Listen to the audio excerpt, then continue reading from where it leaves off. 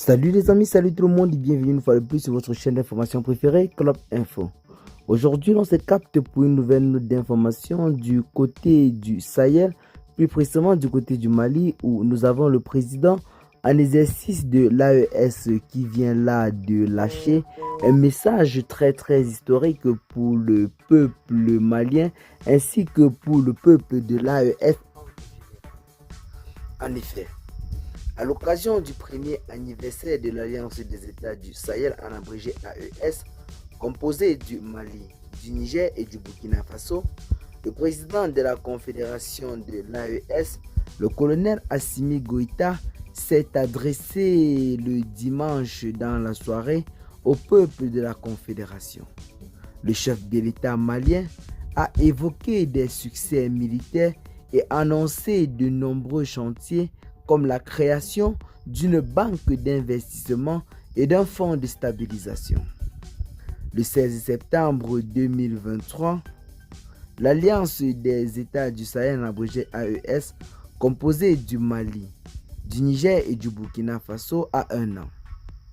Dans un discours au peuple de la Confédération retransmis sur les antennes des télévisions publiques maliennes, nigériennes et burkinabées, le président de la transition, le colonel Assimi Goïta, et par ailleurs président de la Confédération, est revenu sur le chemin parcouru par l'Alliance tout en dégageant de nouvelles perspectives. Une nouvelle étape a été franchie dans l'histoire des 3 États avec la signature le 6 juillet dernier du traité instituant la Confédération des États du Sahel lors du premier sommet des chefs d'État à Niamey. Ce traité, selon le colonel Assimi Goïta, marque notre engagement irréversible vers l'intégration de nos États et de nos populations avec une vision partagée de fraternité, de solidarité et de complémentarité. Avec la Confédération, les 3 chefs d'État ont pris la décision stratégique d'élargir leur coopération à 2 autres piliers essentiels, la diplomatie et le développement.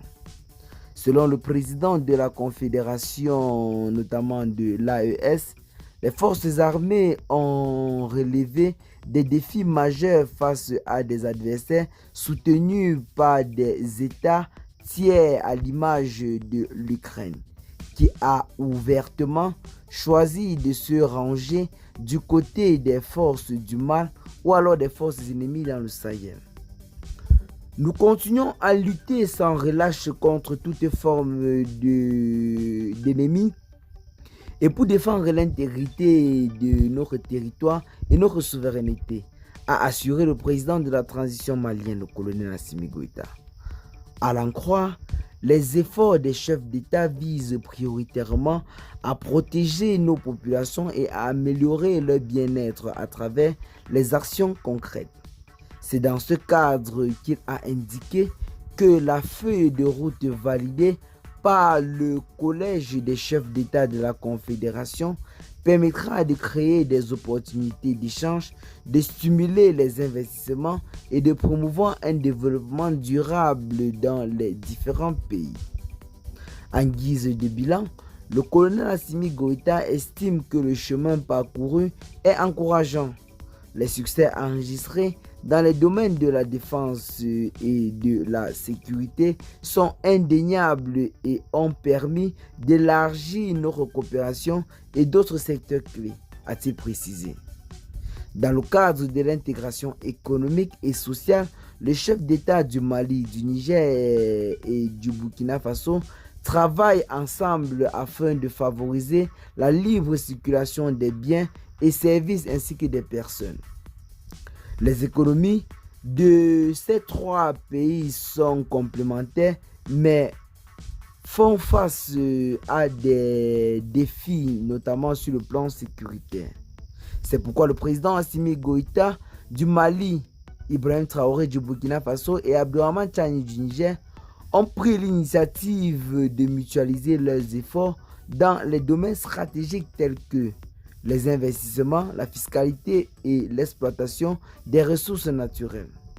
C'est dans ce cadre, autant pour nous, que le président de la Confédération de l'AES a annoncé la création d'une banque d'investissement et d'un fonds de stabilisation, dans le but d'harmoniser les documents de voyage dans l'espace commun et de faciliter la mobilité des citoyens à travers le monde.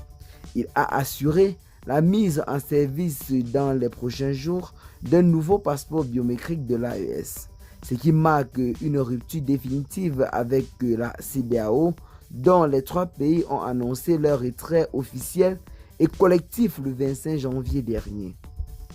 Avant de terminer, le colonel Assimi Goïta a réaffirmé sa volonté, et notamment la volonté des chefs d'État de ces 3 pays membres de l'AES, de consolider chaque jour leurs liens de coopération, d'intégration et de solidarité entre les populations et d'œuvrer ensemble pour que le Sahel devienne un espace de paix, d'entente et de prospérité. Eh bien les amis, c'est là en quelque sorte en ce jour une nouvelle très historique pour tous les peuples africains. Le Mali est véritablement en train de vouloir donner l'exemple en ce qui concerne la souveraineté dans la sous-région.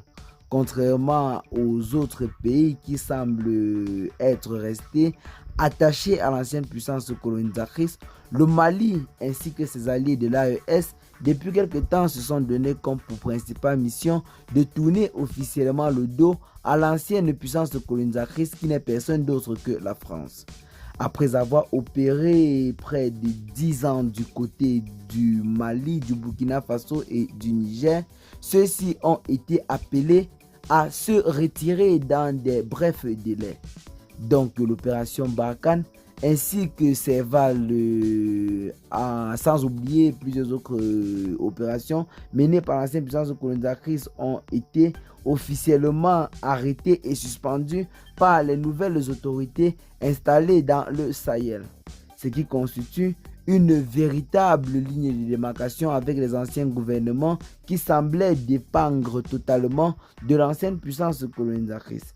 Une ancienne puissance colonisatrice qui, malgré ses dits, n'a pas pu mettre fin au phénomène de forces ennemies ou alors de groupes armés rebelles sur le territoire du Sahel pendant près de 10 ans.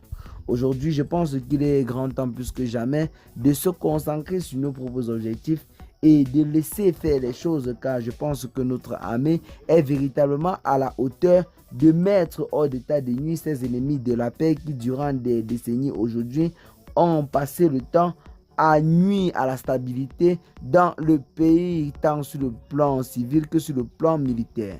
Qu'est-ce que vous en pensez pour ce qui est de cette petite note d'information? Partagez massivement la vidéo à vos amis si vous l'avez notamment trouvé intéressante.